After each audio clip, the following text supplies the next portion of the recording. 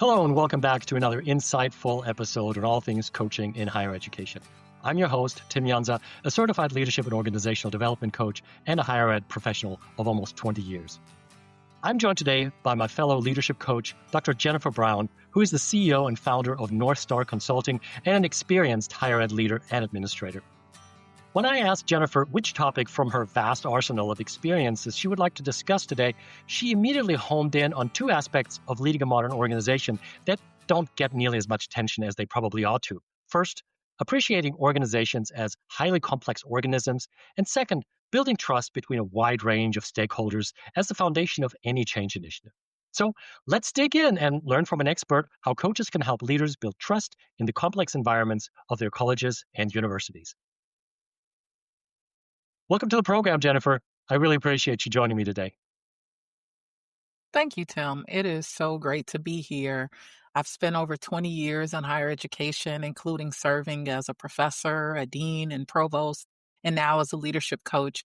And one thing that has become crystal clear to me is that colleges and universities are incredibly complex environments. You're not just working with one type of stakeholder, you're balancing the expectations of students, of faculty, of staff, governing boards, legislators, alumni, community partners, each with their own priorities and power dynamics. So that complexity makes trust the cornerstone of effective leadership and meaningful change. And so that's why I'm excited to talk to you today. I love how you position trust as the cornerstone of leadership and change. So let's start with trust, since it's so central to our discussion. Now, we all have kind of studied our theories, and when I hear the word trust, my mind immediately goes to Patrick Lencioni's framework of the five dysfunctions of the team, where trust is the foundational principle needed for any kind of team or organization to function at a high level. So, from your perspective, what makes trust building uniquely challenging in complex environments like colleges and universities? And how do you address these challenges as a coach? Yes. Well, first, I'll just say I was pointing right here because that's exactly what's on my shelf, right? It's Patrick Lencioni. But you're absolutely right, Tim. Trust is foundational. And what makes higher education unique is that trust has to extend across silos and through multiple layers of governance and culture. So, in a corporate environment, you may have a clear hierarchy and decision making process. But in higher ed, you're working in shared governance systems with faculty senates, student voices, staff unions, external accreditors, and these are all influencing decision holders, right? That means leaders can't just rely on positional authority. They need relational authority, and trust is earned by consistently showing up with transparency, listening deeply, aligning words with actions. And as a coach, I help leaders slow down enough to map out who their key stakeholders are, what matters most to these stakeholders, where trust already exists, or where it has been fractured. And we then work on strategies to rebuild or strengthen the trust, which includes consistent communication, early engagement in decision making, demonstrating the people's input genuinely shapes these outcomes. So, in other words, we move from compliance to commitment, and in environments as complex as universities, that shift makes all the difference in whether change actually takes hold. I love how you framed it from as a shift from compliance to commitment. And ultimately, it's a commitment to people and not just the processes and not just the procedures and policies and so forth. And I'm also really glad that you brought up the dichotomy of positional authority versus relational authority. Because in higher ed, what I have found so many people, they focus solely on the positional authority and they just expect to be trusted. They expect to be respected because they have a certain degree and they have a certain title. And I think that is so prevalent, especially on the faculty side. But I mean, staff is, of course, very, very similar. So to make a distinction there of where does authority actually come from and the claim to trust. Now, you mentioned some strategies that you can apply to help leaders build credibility and trust with faculty and staff and students, which of course are three very different groups of stakeholders. What are some of these strategies and what's your experience with? Yeah. So I like to think about three building blocks: consistency, competence, and care. So, consistency is about following through on commitments, both small and big. And as you know, looking for those small wins is one of the most important and immediate things that we can do. But the second part is called competence, and that's demonstrating a deep understanding of the academic mission and of the challenges. And if you're not sure, you're coming in from an external environment, having the opportunity to understand that landscape is going to be very important. The third is care, and it's about showing genuine concern for people's experiences and well being. So, thinking about sharing regular updates on key initiatives, a lot of people think you're the leader, I tell you, and then you do. But the art of moving people along to a place where they actually want to follow you is helping them understand the why, holding small group listening sessions with faculty and staff, naming and appreciating contributions publicly. And for those who maybe don't want that public recognition, understanding enough of how they're motivated so that you can recognize them in a way that they can appreciate. So I'm encouraging leaders to start with small actions, quick wins that signal integrity and build a pattern of reliability. With consistency, something else that comes to mind for me is this issue of the espoused values that are listed on a website and in job postings, right? But then the actual lived values, the things that drive everyday interaction amongst colleagues. As far as competence concerned, that of course is the one thing that people generally gravitate to, but they assume competence because of a degree, because of subject matter expertise, and not necessarily competence in interacting with people, right? And I think that is such a Yes. blind spot of so many leaders, especially those who come from the professoriate, because again, during that tenure track pathway, leadership is generally not front and center. And then you mentioned care. I have to bring up again one of my favorite books that is currently making some waves out there is The Caring University by Kevin McClure. And I think that the idea of caring is just such an important aspect because you also want to retain people.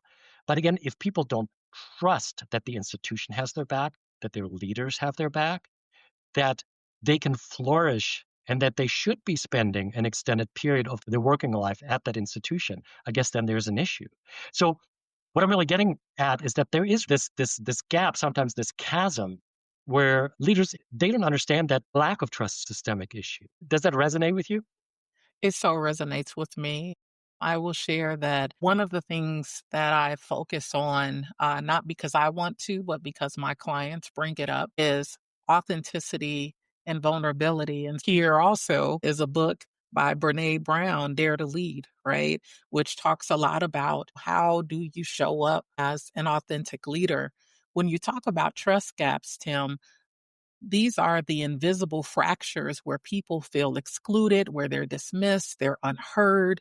And a lot of what I do also, whether it's through coaching or facilitated retreats, both offline, in person, and online, is helping get those voices heard in the room. So many times we have people who have expertise, knowledge, their boots on the ground. No one ever asked them anything about what would help the organization. And when you get to learn some of the things of what's standing in the way or keeping us from achieving the goals, it really comes from the ability of hearing folks. And then as the leader, sifting out information and tying that to the goals. But let me share some of the coaching approaches that I use for addressing trust gaps. So here I'm helping leaders identify missing voices. Who isn't at the table? Who's at the table and do you know what their interests are? Exploring past decisions that left wounds in the organization or in people, encouraging leaders to acknowledge history before asking for buy in on new initiatives, understanding the culture of an organization, and so some of the tactics I use for closing those gaps or things that may come up in a session or over time, publicly naming the gap and committing to repair it, right, is one way to do that. Creating opportunities for input early, not after decisions are made, and helping people understand where to let go, where to let people in to those conversations, having enough trust that you can let people into those conversations, and then following up to show how input shaped outcomes. Can I tell you a quick story? Sure, absolutely, please. So I think about a time when I was at UC Riverside. This was during COVID, returned to campus at work. We're building trust. We're, required not just to fix technical fixes to the classrooms, but we were working on active listening sessions to surface fears, to demonstrate responsiveness. In my role, where I was vice provost and dean of undergraduate education, there were a lot of decisions that I had to make, but it was the team that I had around me, the folks who were in charge of the Center for Teaching and Learning, who were fairly new to that university at that time, but really had a pulse of what folks needed. And so we came up with a couple of programs where we were able to help our stakeholders ease back into new technological advancements that we had created.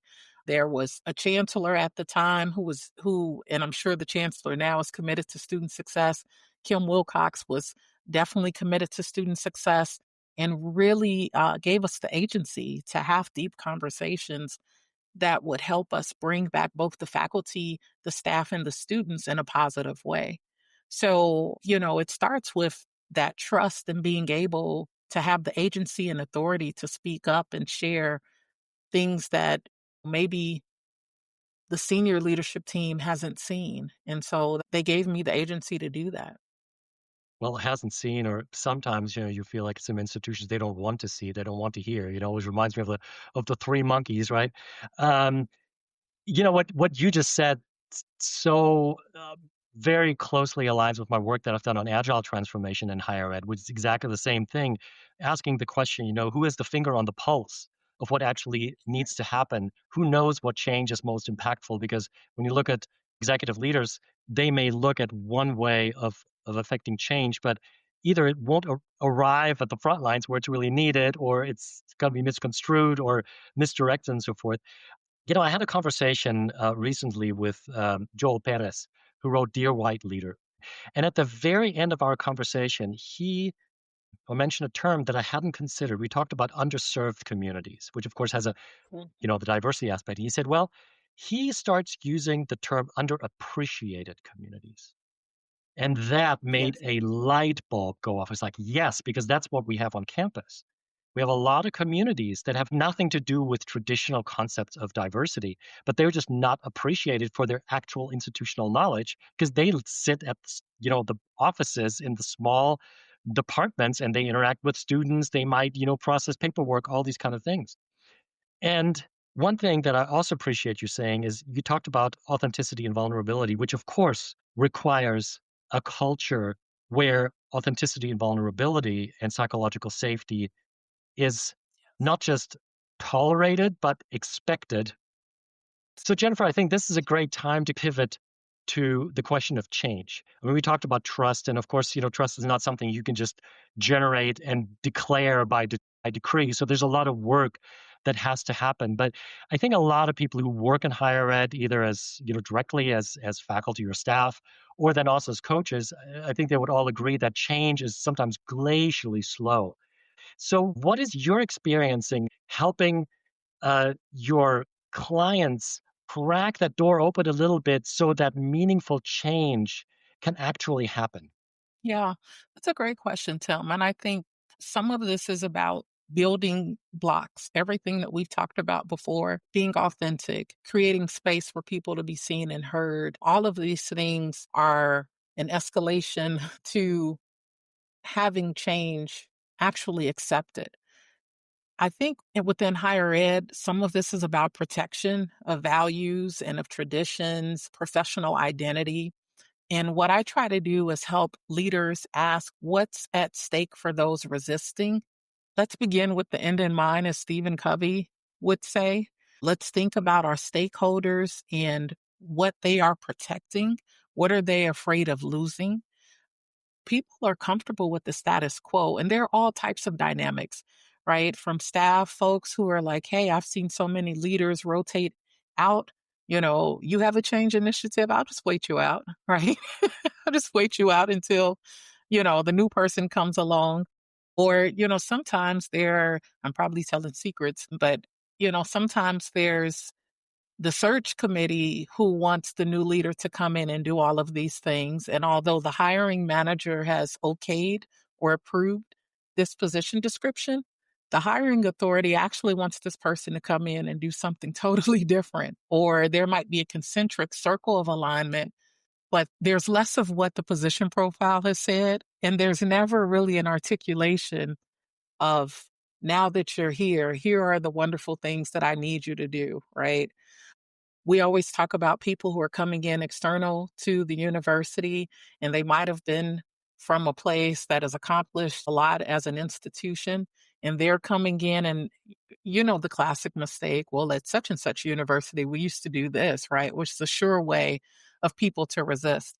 But throughout all of these different examples, I think the number one thing is that people go back to Maslow's hierarchy of needs, and there's a need for safety. And status quo at times equals safety, right? So people want to protect that safety component. Sometimes they don't know what's on the other side. They can't imagine what's on the other side. And it also depends on the hierarchy and bureaucracy, the levels of each of those within an institution. So, one of the things that we talk about is, have you engendered trust? Do people feel like they can work with you and share insights? Because all of this is going to be needed in the change process, Mhm. right? And so, treating resistance as information, not obstruction, really being open to understanding what's happening when people are resisting. And sometimes this is maybe not the best analogy, but I will use it. We've always heard that a broke clock is right twice a day. So even if you believe that a detractor or someone who might be a saboteur may be out against you or is trying to sabotage the change process, there is some truth in what they're saying, right? And so opening up and hearing what people are saying and working on strategy. And I'm not saying to go against that person, but just thinking about all of the inputs, not just the ones that steer you towards where you want to go. I also talk to people about using empathy to surface underlying concerns. Why are folks afraid, or why do folks not want to move towards whatever this is? Sometimes it's because they're afraid there's not going to be enough training, or they're going to be expected to do something and the stakes are unfair because no one has really helped them to move along. And going back to the example I used at UC Riverside, during the pandemic, we went from Blackboard to Canvas while completely online. And then we modernized 110 general assignment classrooms, and it was the Center for Teaching and Learning director who came up with this fabulous idea. Let's create a grad assistantship where grad students could come in and help faculty adjust to going back with this new technology. So sometimes it's thinking about, when we get to the other side, what will they need to be successful? I also share really quickly, co-creating solutions that honor core values while moving forward is going to be important. So I think all of these things contribute to an ecosystem where folks are hesitant to move. But what I'm trying to do is help the leaders disentangle what is it about their specific situation, in their context, in their campus university culture, and work through that in ways that they can see change, and they can use the detractors and the folks who are maybe in the middle on the fence. How can we bring them along? Well, every institution is so unique. I mean, just like leadership is contextual, right? So you need to take all these things into account. Again, there's so much to unpack, but I took a couple of notes here. When I look at a complex organization, I sometimes liken that to a 20-foot cotton ball, because you have a lot of people in it. And basically, the organization is not the org chart. The organization is people who have relationships with each other, who collaborate, sometimes work against each other, all these silos who have certain needs, certain expectations, ambitions, aspirations, and so forth. So it's highly complex. But what happens if you take a big boxing glove and you box into a 20-foot cotton ball? Nothing. Your fist is going to go in, you're going to put it out, and maybe the whole thing shakes a little bit. but nothing is going to happen, really. That's, I think, when people come in and because of their ego, because of aspirations for leaving a great legacy, they implement these massive changes top down without having everybody on board. That stuff either destroys, rips the whole thing apart, but doesn't really move the system. It's not, a machinery that where you could just take out parts and just replace them and thinks you can fix something. So you can only nudge the whole thing. As you know, I mean, change doesn't happen all of a sudden and it's rainbows and unicorns. There might be some small wins, but there are always some setbacks, things that don't work out. And I'm wondering, how have you helped leaders develop resilience when there are setbacks, when things don't quite go as they need to go, and also resilience not just for themselves, but also to keep their teams motivated for those who are the actual, change makers on the ground. So, first of all, Tim, you have the best questions. So, thank you. Thanks for asking that question. I think really when we think about resilience, change in higher education is rarely a linear process, right? Setbacks are going to be inevitable. And I think we would be doing ourselves a disservice to think that we're going to say, here's the new initiative or here's the rollout and everybody go and it works perfectly. I have never seen it that way, and if you have seen it, please let me know. I have Yeah, not. exactly. So what we're looking for is, again, going back to what we talked about before, looking at it as a learning opportunity, right? So reframing the setback as a learning opportunity and readjusting and thinking about what is missing? What did we not account for that is coming up now? And how do we add that into the strategy? I think another way to do this is anchor leaders in their why, their purpose, and their values. And you have no idea, I'm sure you do this as well, the number of people that I coach that I have to talk about, you have to explain your why. You just have to. And you have to do it in a way that's going to resonate with different folks who receive information in different ways.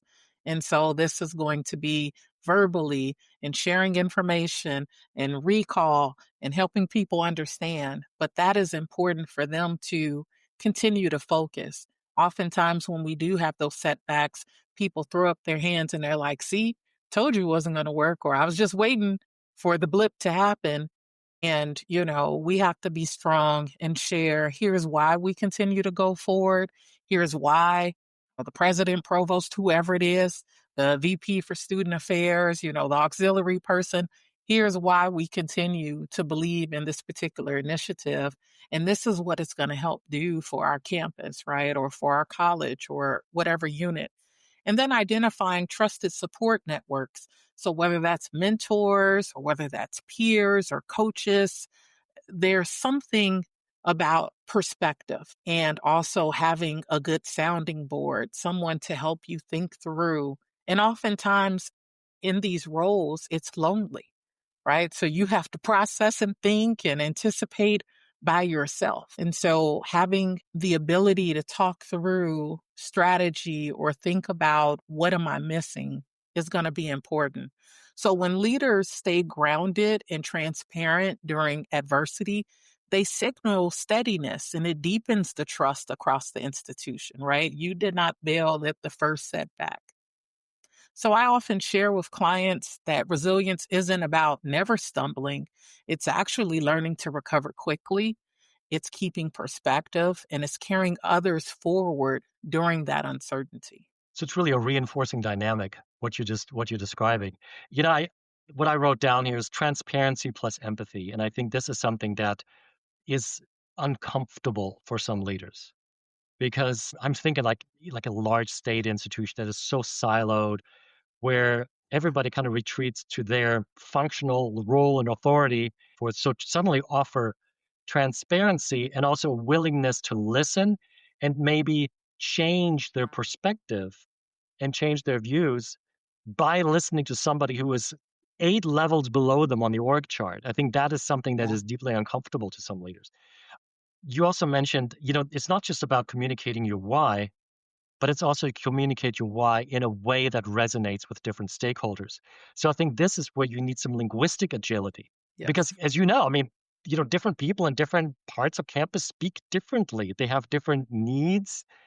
But what it all seems to boil down to is really leveraging colleges and universities as learning organizations, which, funny enough, you would think that they are, but they don't operate like learning organizations. And here again is this idea of not creating some kind of 10-year change plan because we don't know what's going to happen in 10 years, but to actually implement meaningful change in small increments. And by asking the people who actually are on the front lines, who know what really needs to happen for change to take effect and have the greatest impact, and then just try small things, get a small win, see how that works. And if it doesn't work, well, we haven't lost that much. But if it does work, great, let's build on that. But it's a very, very different kind of strategic thinking that I think a lot of leaders are maybe uncomfortable with, or at least are unfamiliar with. So, Yes.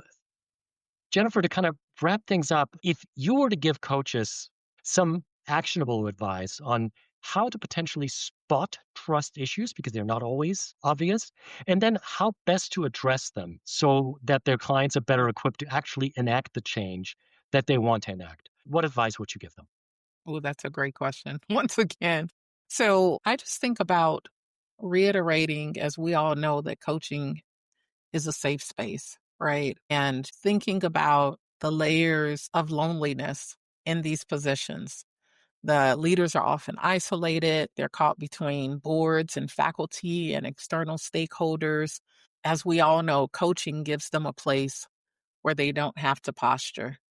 Right. And I also think about just the process of helping folks through resilience and it being central to the narrative that trust is not just built in good times, but it's built in how leaders recover from mistakes and setbacks. And oftentimes, as coaches, I think I've just had a team of clients and they had all of these different challenges. And it's easy for, as coaches, for us to fall into, oh, I just got to, make sure that they see progress. And of course, we want to see them go from A to B or from, C to F. But we oftentimes also have to slow down and remind ourselves, as well as the leaders, that trust isn't destroyed by a single misstep. And the opportunity for us to slow down and listen and help them rebuild, I think that's going to be, core to what we do. Because I think we all want to see change, positivity, or a measurable step from A to B, but there will be setbacks. And I think how we help people through those setbacks is one of the greatest gifts that we can give as coaches. I really appreciate you bringing up this. You call it layers of loneliness. I have to. I think I'm going to write that on a sticky note and put it on my wall because you're absolutely right. So having compassion and empathy for the leaders as well, I think is important because they're also people. And I think this is something, when you work with mid-level managers, for example, to also remind them, have a little bit of compassion, a little empathy for your leaders because they need it. They need a little bit of TLC as well. Well, Jennifer, listen, this has been a pleasure, and I'm so glad we were able to have this conversation. There's so much more to unpack, and I hope our listeners will agree. So thank you so much for taking the time, Jennifer, to sharing your wisdom and your experience. My pleasure. And to all of you watching and listening, if you enjoyed today's episode, please click the like button and subscribe to the channel. Your support really means the world to us. And if you're interested in some more information about our guest, about our topic, please visit our companion website, which is higheredcoaching.us or leadershipimagined.com/podcast. See you next time and keep making a difference, one client and one conversation at a time. Take care.